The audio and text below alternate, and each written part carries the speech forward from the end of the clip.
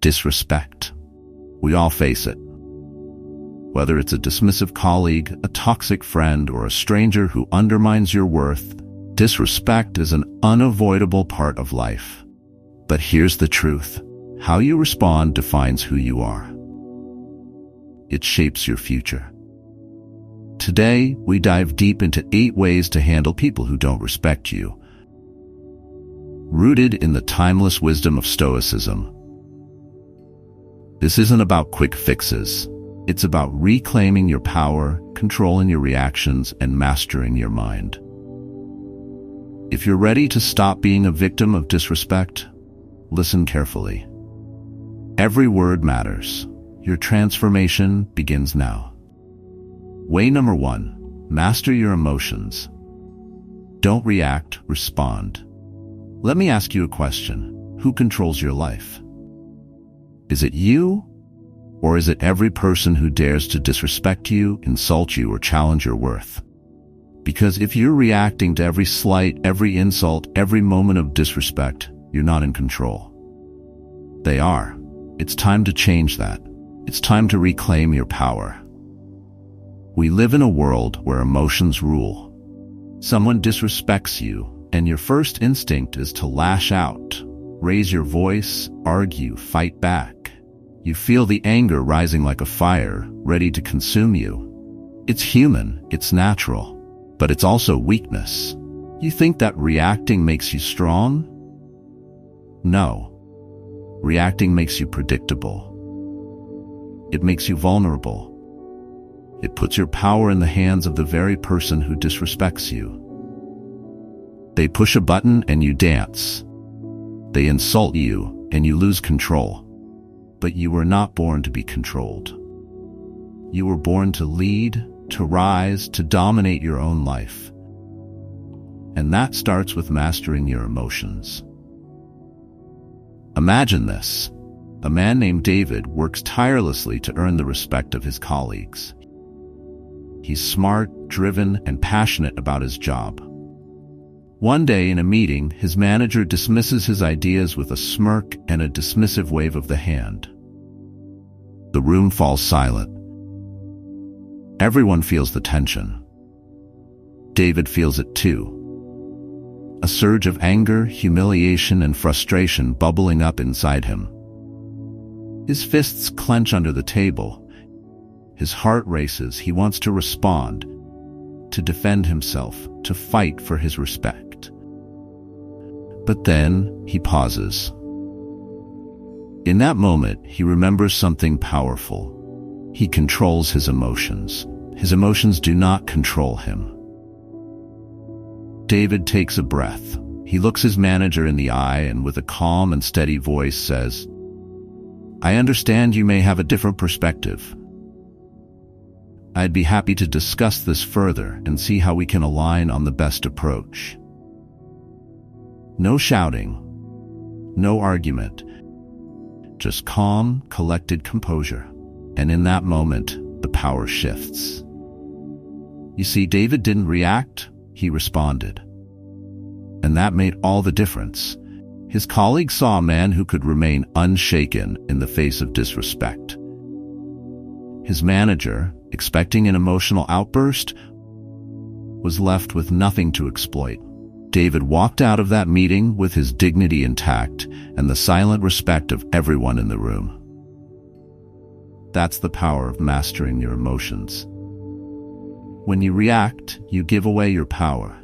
Reaction is impulsive, emotional, thoughtless. It's driven by the primitive part of your brain, the part that seeks immediate gratification, that wants to fight back, to defend, to retaliate. But responding is intentional. It's deliberate. It comes from a place of strength, not weakness. It's the result of control, not chaos. When you respond, you take a moment to breathe, to think, to assess the situation. You don't let the disrespect define you. You don't let it dictate your next move. Instead, you choose how to act. You choose how to carry yourself. Now you might be thinking, but it's hard. It's hard to stay calm when someone is attacking you, belittling you, disrespecting you. Yes, it's hard. But nothing worth having comes easy. And self-mastery? That's worth everything. Let me take you back in history to the Roman Empire, to a man named Marcus Aurelius, one of the greatest philosophers and emperors of all time. Marcus ruled over a vast and powerful empire, yet he faced constant betrayal, disrespect, and challenges to his authority. But he didn't react with anger. He didn't lash out. Instead, he wrote in his journal, "You have power over your mind, not outside events. Realize this, and you will find strength." Think about that for a moment. You have power over your mind, no one else. Not the person who disrespects you, not the situation that frustrates you, only you. Marcus Aurelius understood that true strength comes from within. It comes from the ability to remain calm in the face of chaos, to stand tall when others want to see you fall, and you have that same power within you. It starts with awareness. The next time someone disrespects you, pay attention to your body. Your heart will race, your fists may clench, your breath will quicken. That's your body preparing to react. But instead of reacting, pause. Take a deep breath. Inhale for 4 seconds, hold for 4 seconds, exhale for 4 seconds. That single breath creates space between the stimulus and your response. In that space, remind yourself, I am in control. Not them, not the situation, me. Then choose your response. Will it be calm, composed, and strategic? Or will it be emotional, impulsive, and reactive? The choice is yours.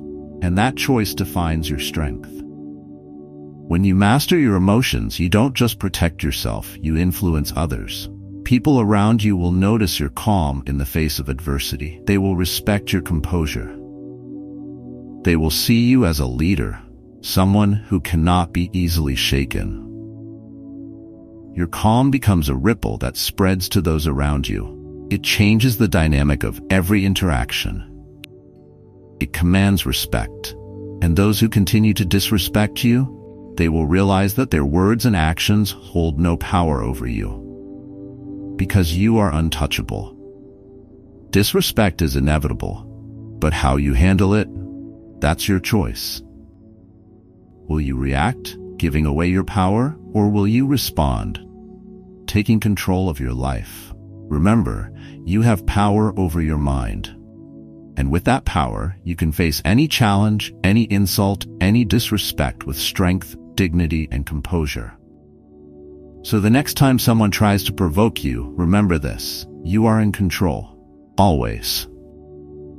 Way number 2, set boundaries. Teach people how to treat you. Listen closely, because what I'm about to tell you could change your life. If you don't set boundaries, clear, firm, unshakable boundaries, you are teaching people that they can walk all over you. You are teaching them that your time, your energy, your very existence is up for grabs. And let me tell you something. If you don't respect yourself enough to set boundaries, don't expect anyone else to respect you either. This isn't a suggestion. This isn't a recommendation. This is a command. Set boundaries. Not tomorrow, not next week, now. Because every day you delay, every day you let someone cross the line, you lose a piece of yourself.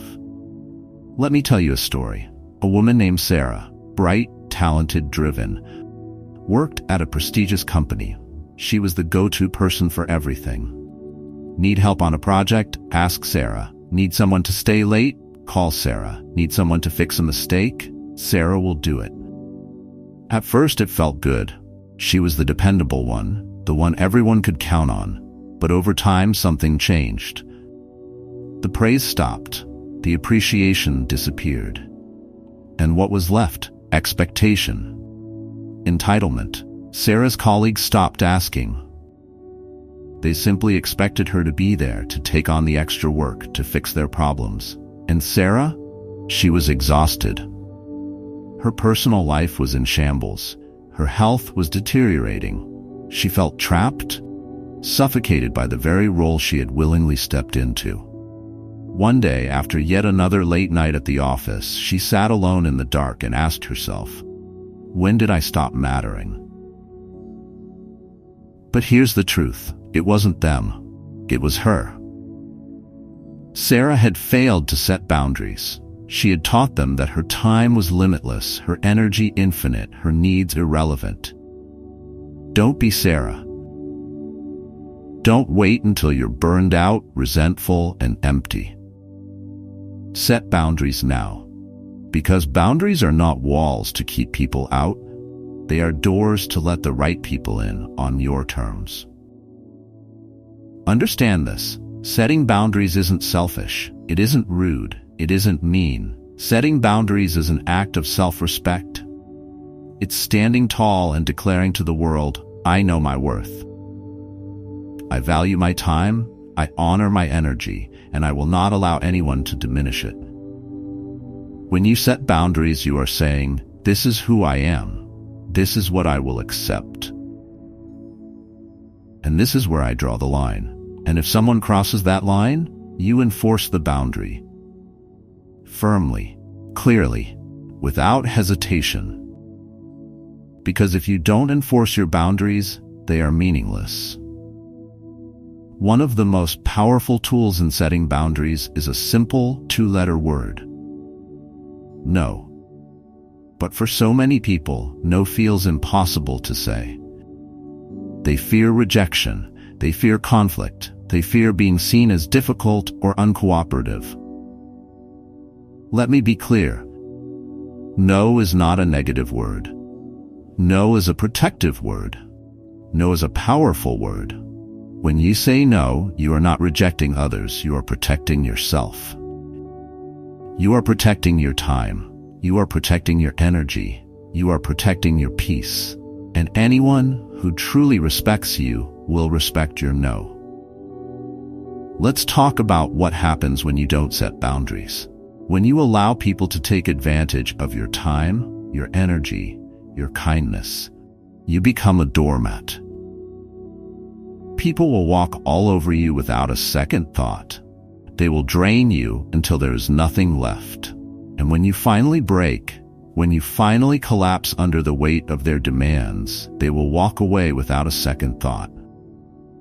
Is that what you want? To be used? To be taken for granted? To be left empty and broken? Of course not. So stop allowing it. Stop waiting for someone to respect you when you haven't respected yourself. Set the boundary, enforce the boundary, and watch how your life changes. Setting boundaries starts with clarity. You need to know what you will and will not accept. You need to be clear about your limits, emotionally, mentally, physically, and spiritually. Ask yourself, what drains my energy? What makes me feel resentful? Where do I feel taken advantage of? These are the areas where you need boundaries. Once you are clear on your boundaries, communicate them. Calmly, clearly. I appreciate your request, but I am unable to help at this time. I need time to recharge. I won't be available after work. I cannot take on additional tasks right now. No excuses, no apologies, just the boundary. And when someone tests that boundary, enforce it, every time.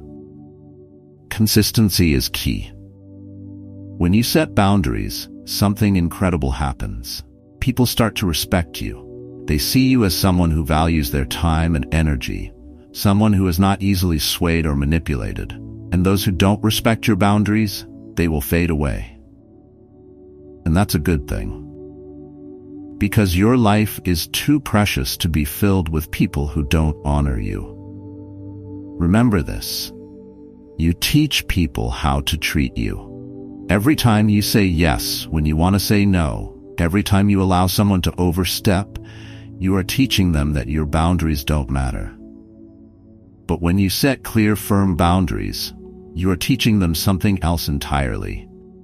You are teaching them that you are not to be taken for granted, that you are not to be disrespected, that you are in control of your life. So stand tall, speak clearly, set the boundary, enforce the boundary, and take back control of your life, because you deserve nothing less. This is your life. Protect it, respect it, and teach others to do the same. Way number 3. Focus on what you can control. Let go of their actions. Life will throw storms at you, wild, unpredictable storms. People will betray you, ignore you, criticize you, and disrespect you. They will lie, they will manipulate, and they will hurt you. And here's the harsh truth. You cannot control them. You can't control their actions. You can't control their choices. You can't control their words, their thoughts, their emotions. But there's one thing, one powerful, unshakable thing you can control. Yourself. Let go of their actions. Let go of their chaos.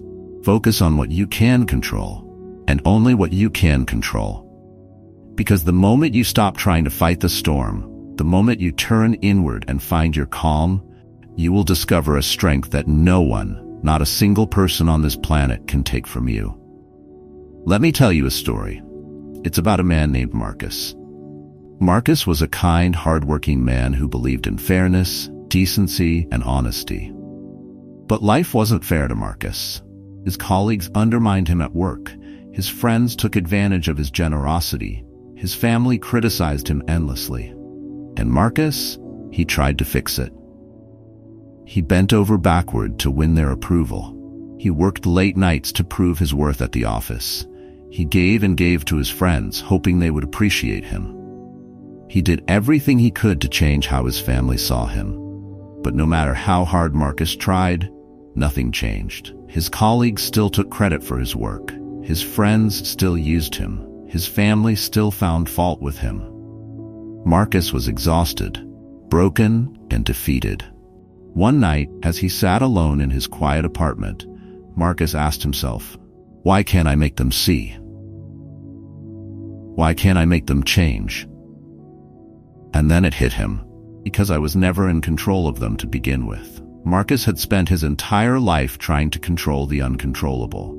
He had wasted years, energy, and countless sleepless nights fighting battles that were never his to win. And it's a battle you're fighting too, isn't it? Are you trying to control the way people think about you? Are you trying to control the way they treat you? And what has it brought you? Frustration? Resentment? Pain? It's time to stop. Stop wasting your strength on a battle you cannot win. Let go of their actions, their choices, their words.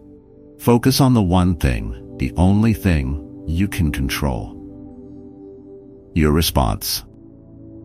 When you let go of what you cannot control, something incredible happens. You free yourself. You free yourself from the burden of trying to fix everyone else's chaos. You free yourself from the toxic cycle of seeking validation from people who refuse to give it. You free yourself from the weight of disappointment, resentment, and anger. Think about it. Why are you giving so much of your energy to people who don't respect you? Why are you allowing their choices to dictate your happiness? Their actions are theirs. Their chaos is theirs. Their disrespect is theirs. Let it stay with them. When you let go, you reclaim your power. You take back control of your life, your energy, your peace. You are no longer a victim of their actions. You become the master of your own response. Let me tell you about Isabella. Isabella was a young woman with a bright future ahead of her, but she faced constant criticism from her family. "You'll never succeed," they told her. "You're not good enough." At first, Isabella tried to prove them wrong. She worked tirelessly, pushing herself to the brink of exhaustion. But no matter what she achieved, it was never enough for them. One day, Isabella realized something that changed her life. Their opinions don't control my worth. I control my worth. She stopped trying to win their approval. She stopped letting their negativity dictate her happiness. Instead, she focused on what she could control: her mindset, her actions, her choices. And as she let go of their words, she found freedom. She built a life filled with joy, success, and peace. Not because they changed, but because she did. You have that power too. You don't need their approval. You don't need their validation. You don't need their respect to live a life of strength and purpose. Let go of their chaos. Let go of their actions. Focus on what you can control: your mindset, your choices, your response, and watch as your life transforms. Letting go is a practice. It starts with awareness, recognizing what is within your control and what is not. Ask yourself, can I change their actions? No. Can I control their words? No. Can I decide how I respond? Absolutely. Every time you feel anger, frustration, or resentment, pause. Take a deep breath and ask yourself, is this within my control? If it's not, let it go. Focus on your goals. Focus on your values. Focus on becoming the best version of yourself. Focus on what you can control. Let go of the rest and take back the power that has always been yours. Way number 4, lead by example. Be the person you demand from others. You've heard it before. Actions speak louder than words. But let me tell you why this isn't just a catchy phrase. It's a life-altering truth. If you want respect, show respect. If you demand loyalty, give loyalty. If you crave honesty, be honest. You cannot expect from others what you refuse to embody yourself. Think about the world we live in. Too often, people demand things they aren't willing to practice. They want others to treat them with kindness but lash out in anger. They demand hard work but shirk their own responsibilities. This hypocrisy is poison. It weakens you, alienates others, and undermines any influence you hope to have. But the reverse, leading by example, that's power. That's leadership. That's how you transform not just your relationships, but your entire life. Let me ask you something.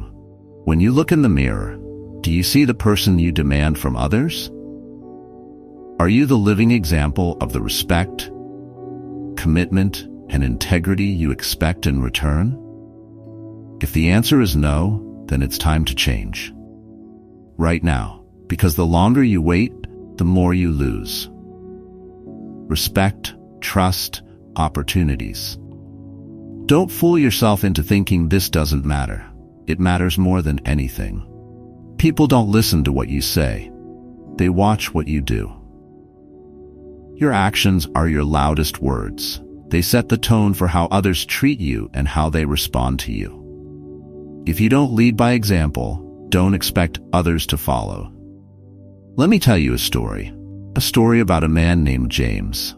James was a manager at a mid-sized company. He had a vision of turning his team into the most efficient, successful group in the company. But he had a problem. His team was disengaged, unmotivated, and resentful.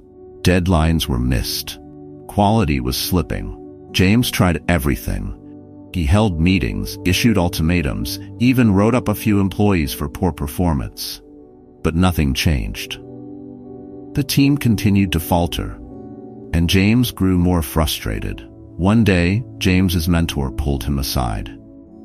"James," the mentor said, "look at yourself. You're demanding excellence, but you're not showing it. You come in late, you cut corners, you expect loyalty, but you don't give it. Why should they follow you when you don't live the example you're asking them to emulate?" Those words hit James like a thunderbolt. He realized he had been a hypocrite, expecting from his team what he wasn't willing to give himself. And that's when everything changed. From that day on, James showed up early. He stayed late to help his team finish projects.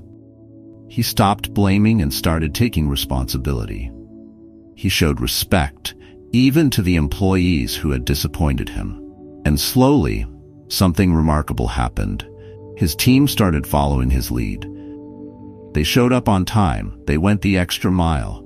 They stopped making excuses and started delivering results. In 6 months, James's team became the highest performing group in the company. Not because he demanded it, but because he showed it. Here's the truth. People mirror what they see. If you're strong, they'll be strong. If you're weak, they'll falter. If you're committed, they'll follow. But if you're hypocritical, they'll tune you out. Leading by example isn't just about influencing others. It's about becoming the best version of yourself. When you embody the values you demand, you gain clarity, confidence, and self-respect.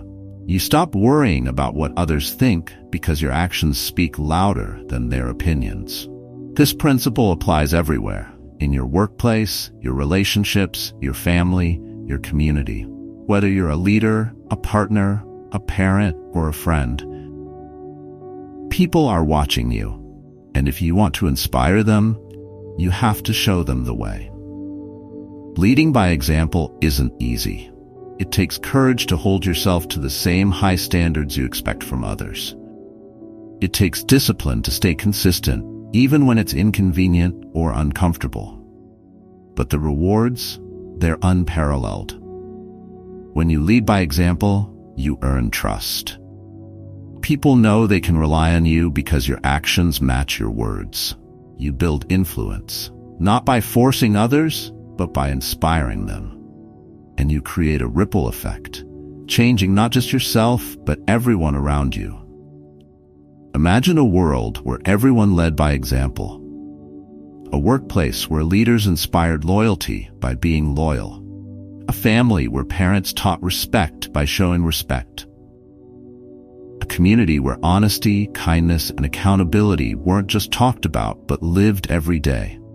That's the world you create when you lead by example. You have a choice. You can complain about how others treat you, or you can take responsibility for setting the standard. You can demand respect, or you can show it. You can criticize others for their flaws, or you can work on your own. Remember, leadership isn't about a title. It's about action. It's about integrity. It's about being the person you wish to see in the world. So ask yourself, who do you want to be? The person who talks or the person who acts? The person who blames or the person who inspires? The person who demands or the person who leads? When you lead by example, you don't just change how others treat you. You change how they see themselves. You inspire them to rise to the occasion, to become better, stronger, more committed. And that impact, it lasts far beyond you. Think of the people who have inspired you. Were they perfect? No, but they showed you what was possible. They lived their values. They led with integrity. And they left an indelible mark on your life. Now it's your turn to do the same. Be the person who inspires. Be the person who leads. Be the person who sets the standard. This is your moment. Step up, lead by example. Be the person you demand from others. Because when you do, you don't just change the way people treat you, you change the world. Way number 5, embrace indifference. Their opinion doesn't define you. There is a silent prison that most of us live in, a prison not built of steel bars, but forged from the opinions of others. We allow their words, their glances, their whispers to dictate how we see ourselves. This prison is invisible, but it's powerful. It keeps us stuck, fearful, and diminished. But here's the truth. Their opinion doesn't define you. It never has. It never will.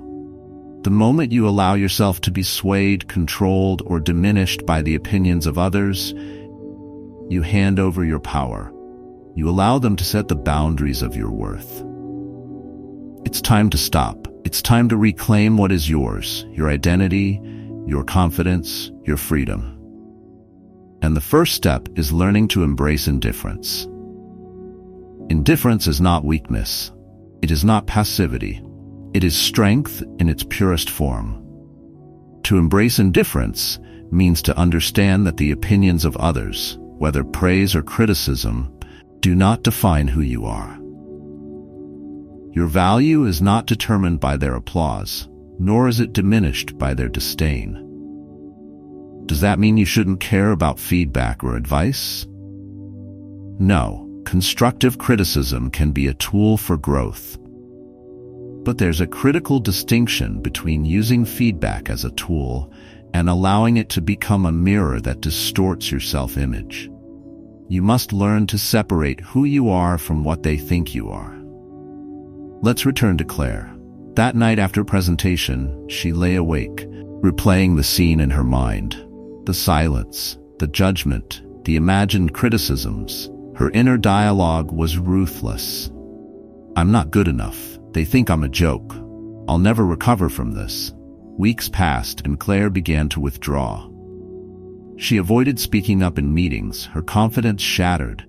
But then she came across a passage from Marcus Aurelius. You have power over your mind, not outside events. Realize this, and you will find strength. She realized that she had given her power away, allowing external opinions to dictate her internal reality. Claire decided that night to reclaim herself. She began to practice indifference. Not by ignoring others, but by recentering her focus on her own values, her own efforts, and her own growth. How did Claire transform her mindset? Claire realized that the opinions of her colleagues were a reflection of their perceptions, not her abilities. She began to set her own standards of success based on preparation, effort, and authenticity. If she met her own standards, that was enough. You must do the same. Ask yourself, what are my values? What are my goals? What matters most to me? Then live by those principles. When you define your own standards, the opinions of others lose their power. After her presentation, Claire interpreted the room's silence as judgment. But was that true? She started asking for constructive feedback instead of assuming the worst. In doing so, she discovered that most of her fears were unfounded. When faced with others' opinions, pause. Separate the facts from your emotional response. Did they criticize your work, or are you projecting insecurity? Did they offer feedback, or are you overanalyzing their tone? Clarity breaks the chains of unnecessary self-doubt. Claire couldn't control her colleagues' reactions, but she could control her preparation, her delivery, and her willingness to learn. By focusing on what she could improve, she shifted her energy from worry to action. Likewise, you cannot control how others perceive you, but you can control your work ethic, your integrity, and your resilience. Let go of what's beyond your control and watch your confidence soar. Let's pause for a moment. Imagine the freedom you would feel if you stopped caring so much about what others think. Imagine walking into a room, speaking your mind, and leaving without replaying every interaction. Imagine the weight lifting from your shoulders as you realize that their judgment is their burden, not yours. That freedom is within your reach, but it requires courage. The courage to accept that not everyone will like you, agree with you, or understand you. And that's okay. Because when you embrace indifference, you unlock your potential. You stop living for them and start living for you. Indifference is not apathy, it's control, it's focus, It's the ability to let go of what doesn't serve you so you can invest in what does. Consider the great leaders, artists, and innovators of history. Do you think they were free from criticism? Far from it. They were ridiculed, doubted, even hated. But they didn't let the opinions of others define them. They stayed true to their vision, their purpose, their values. You must do the same. Whether you're facing rejection, criticism, or indifference, remember this: your worth is not up for debate. It is not something others can grant or take away. It is inherent, unshakable, and yours alone. Months after her fateful presentation, Claire stood in front of the same room. This time, she was prepared, not just with her notes, but with her mindset. She delivered her presentation with confidence, knowing she had done her best. When the room was silent again, she didn't crumble.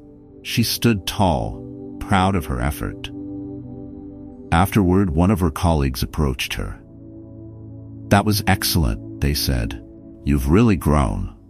Claire smiled, not because of the compliment, but because she no longer needed it. She had already validated herself. This is your moment. Let go of their opinions. Embrace indifference. And leave the rest behind.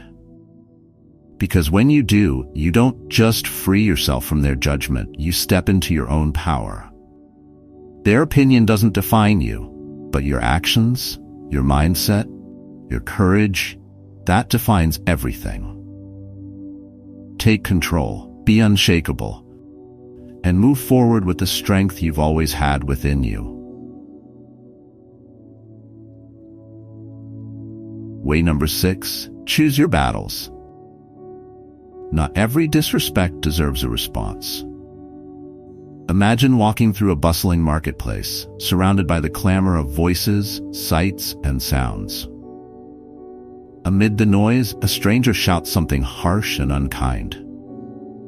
You stop, heart pounding, torn between confronting the person or walking away. This moment encapsulates a powerful principle. Not every insult, slight, or disrespect requires your energy or reaction. Life is full of battles, but not all battles are created equal. Some are worth fighting, but most are distractions, detours that sap your focus, drain your energy, and derail your momentum. To thrive, to succeed, to live with dignity and peace, you must learn to discern. You must choose your battles wisely. This is a hallmark of strength, not weakness, and it is one of the most powerful ways to handle people who do not respect you. Let me tell you a story to illustrate this. There was once a young man named Elias, an ambitious worker at a high-powered marketing firm. Elias was talented and driven, but his career was riddled with one recurring challenge. A colleague named Marcus, who made it his mission to belittle him at every opportunity. Marcus would make snide remarks during meetings, dismiss Elias's ideas, and occasionally spread rumors about his work ethic. Elias felt the sting of these attacks every day. At first, Elias tried to defend himself at every turn. When Marcus insulted him, he snapped back, trading insult for insult. When Marcus undermined his ideas, Elias would interrupt him, sometimes raising his voice to prove a point. It consumed him. Elias spent hours replaying these moments in his head, thinking about what he could have said or should have done differently. But the more Elias fought, the more it seemed to fuel Marcus's behavior. The office environment became toxic, and Elias's focus suffered.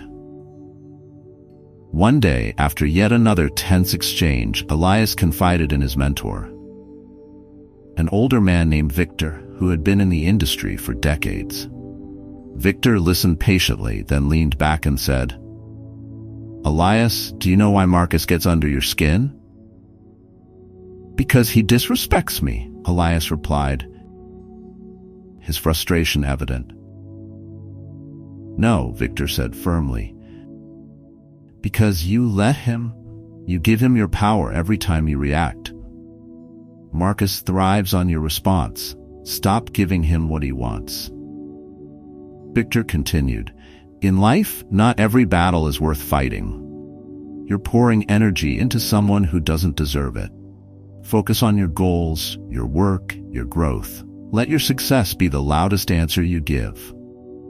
Fight battles that matter. Leave the rest behind. What Victor taught Elias, and what we must all learn, is that our energy, time, and attention are finite. You cannot fight every battle, nor should you. Every time you engage in a petty squabble, defend yourself against trivial insults, or retaliate against disrespect, you're diverting resources from the things that truly matter. Your growth, your success, and your peace of mind. Disrespect is inevitable. Some people will belittle you because they feel insecure. Others will try to provoke you because they crave drama. Some may even target you simply because they're envious of your potential. But here's the truth. Their actions say more about them than they do about you. Your response, however, says everything about you. Reacting to every slight or insult is like trying to put out fires in a forest during a storm. It's exhausting, and it doesn't solve the root problem. True strength lies in restraint. It lies in knowing which fires to extinguish and which to let burn out on their own. Every time you engage with someone's disrespect, you're paying a cost. That cost might be your mental clarity, your emotional peace, or even your reputation. Think about how much energy it takes to craft the perfect comeback, how much time you waste replaying an argument, how much stress builds up when you let someone else dictate your emotions. Now ask yourself, is it worth it? Is this person's opinion, this moment of disrespect, worth sacrificing your well-being? When you focus on every slight, you become reactive. You're no longer in control of your life or emotions. You're letting others dictate your mood, your behavior, and your focus. This is a recipe for exhaustion and mediocrity. But when you choose your battles wisely, you free yourself. You reclaim your time, your energy, and your peace of mind. You start directing your resources toward things that matter, your goals, your relationships, your self-improvement. The ancient Stoics were masters of this principle. They understood that while you cannot control how others treat you, you can control how you respond. The Stoic philosopher Epictetus famously said, "It's not what happens to you, but how you react to it that matters."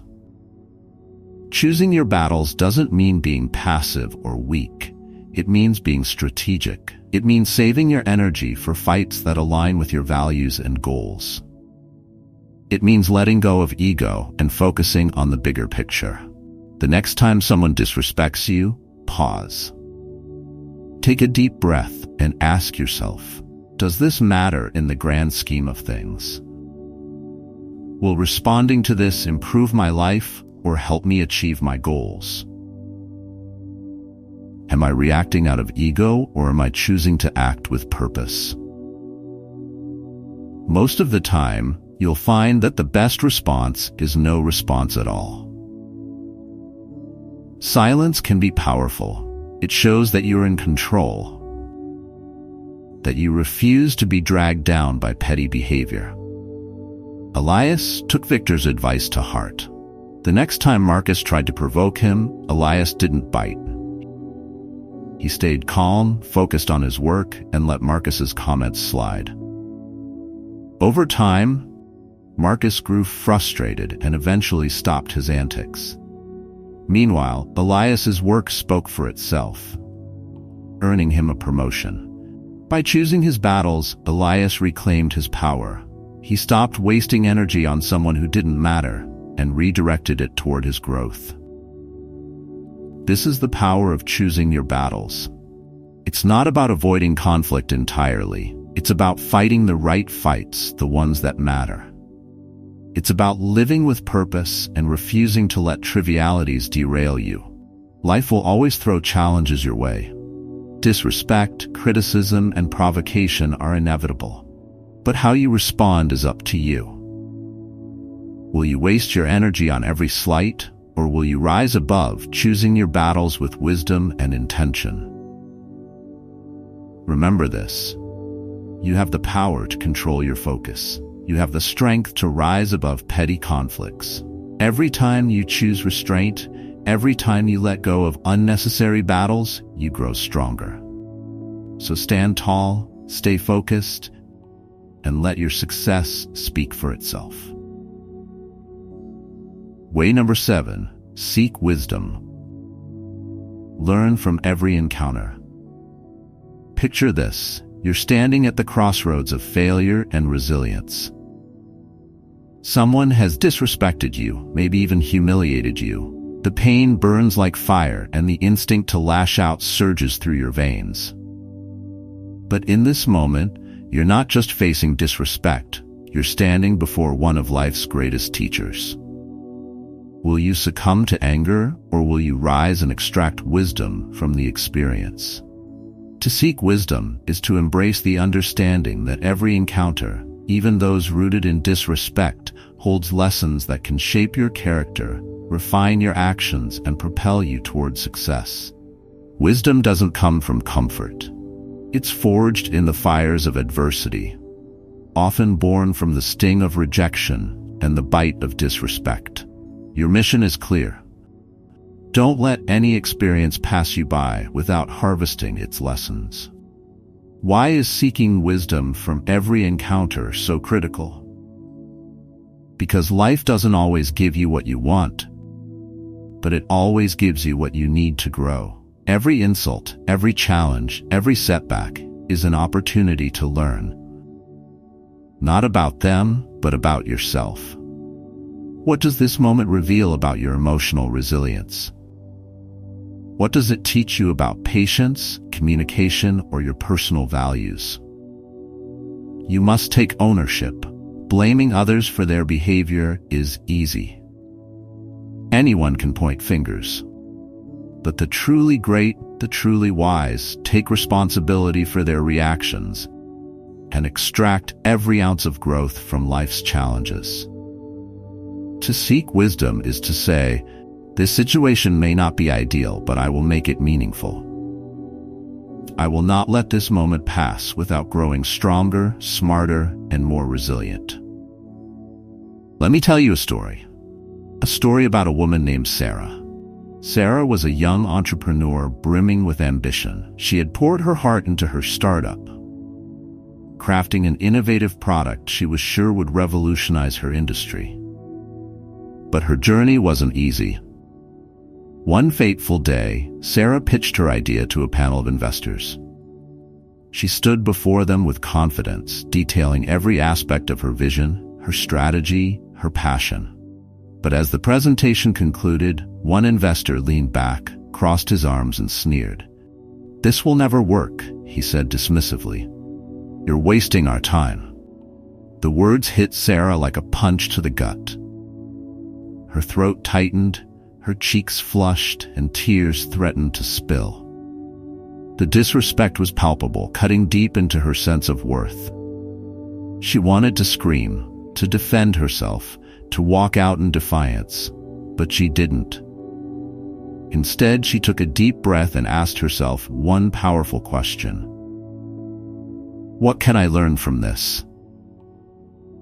Sarah replayed the encounter in her mind, not with bitterness, but with curiosity. She analyzed the investor's critique. Was there truth in his words? Were there flaws in her pitch she hadn't noticed? Could she use this experience to sharpen her skills? Sarah realized that while the investor's delivery was harsh and disrespectful, some of his feedback had merit. Her presentation lacked a clear financial roadmap, something crucial to securing investor confidence. Instead of wallowing in anger, she got to work. She refined her pitch, addressed her weaknesses, and sought mentorship to fill gaps in her knowledge. Months later, Sarah landed a major investor who believed in her vision, and her startup flourished. But more importantly, Sarah grew. She learned to see rejection and disrespect not as personal attacks, but as opportunities to grow. She became unshakable, not by avoiding pain, but by embracing it and learning from it. When faced with disrespect, your first instinct might be to react. Resist that urge. Instead, take a moment to pause. Reflect on what happened, what triggered the disrespect. Was it a misunderstanding, an insecurity on their part, or perhaps a blind spot of your own? Reflection turns chaos into clarity. Disrespect often comes wrapped in emotional weight, anger, frustration, sadness. These emotions can cloud your judgment. Practice detachment. View the situation as an observer. Strip away the emotional charge and focus on the facts. Ask yourself, what can I learn from this? Sometimes disrespect is laced with valuable feedback. It might not be delivered kindly, but it can still be useful. Look beyond the tone and evaluate the content. If there's truth in the criticism, use it to grow. If there isn't, let it go. Wisdom often emerges through dialogue. Share your experience with someone you trust, a mentor, a friend, a colleague. Their perspective can help you see angles you might have missed. Sometimes what feels like disrespect is simply a miscommunication. Knowledge without action is meaningless. Once you've extracted the lessons, apply them. If the encounter revealed a weakness, address it. If it highlighted a strength, double down on it. Let every experience, good or bad, shape you into a more capable, resilient individual. The Stoics believed that wisdom was the highest virtue. For them, every encounter, every challenge, every insult was a chance to practice and deepen their understanding of life. Marcus Aurelius, the Roman emperor and Stoic philosopher, once wrote, "You have power over your mind, not outside events. Realize this, and you will find strength." This means that no matter how others treat you, the ultimate power lies within you. You control how you interpret and respond to their actions. Disrespect then becomes a tool, not to wound you, but to teach you. Seeking wisdom isn't passive, it's an active choice. It requires courage to face uncomfortable truths, discipline to analyze your actions, and humility to admit where you can improve. But the rewards are immense. Each lesson you learn builds a foundation of strength, resilience, and clarity. When you commit to seeking wisdom, you transform. You become someone who cannot be easily shaken, someone who grows stronger with every challenge. You stop being a victim of life's hardships and start becoming a master of them. So the next time someone disrespects you, pause. Don't react in anger or retreat in defeat. Instead, stand tall and ask yourself, what can I learn from this? Extract every lesson, no matter how small. Let every encounter shape you, refine you, and make you wiser. Remember, life isn't about avoiding pain or disrespect. It's about using those experiences to become the person you're meant to be. Seek wisdom in every moment, and you'll discover a strength that no one can take away. We have more interesting videos about Stoicism and the way of life. If you want to watch a video about powerful Stoic habits, don't waste your life. Please click link above in the video. If you like the video, or you don't want to miss further videos about Stoicism, please subscribe. We will upload one video per week. Way number 8, walk away when necessary. Know when to cut ties. Walking away is not an act of surrender. It's a bold declaration of your worth. When faced with persistent disrespect, the most powerful response isn't to argue, retaliate, or endure. It's to step back, reevaluate, and if necessary, sever the connection entirely. Walking away requires clarity, strength, and a deep commitment to your own dignity. It's not easy, but it's essential. Let me tell you a story of courage in the face of betrayal and the ultimate decision to walk away. Julia was a bright, ambitious woman with a relentless drive to succeed. She worked tirelessly in a corporate environment where she believed her efforts would lead her to the top. But there was one obstacle in her path: her manager, Paul. Paul dismissed her ideas in meetings, took credit for her successes, and belittled her in front of colleagues. At first, Julia tried to rationalize his behavior. Maybe he's just stressed, she told herself. If I work harder, he'll see my value. And so Julia worked harder. She stayed late, taking on more projects than anyone else. Her results were stellar, yet the disrespect persisted. When she finally confronted Paul, hoping for resolution, he laughed and said, "You're too sensitive. You need to toughen up." That moment was Julia's breaking point. The dismissal of her humanity was undeniable, and she knew she had to make a choice. She could continue to endure this toxic dynamic or take control of her narrative. Walking away doesn't mean giving up too soon. It means recognizing when your values, time, and energy are being wasted on someone who doesn't respect them. In Julia's case, the turning point wasn't just about Paul's behavior. It was about her decision to stop tolerating it. When someone disrespects you repeatedly, they're showing you who they are. Pay attention. Respect isn't begged for or coerced. It's freely given in healthy relationships. If you find yourself constantly justifying someone else's actions or compromising your own peace to accommodate them, it's time to reassess. Walking away often feels like an emotional battlefield. You may feel guilt, fear, or even doubt your decision. These emotions are natural.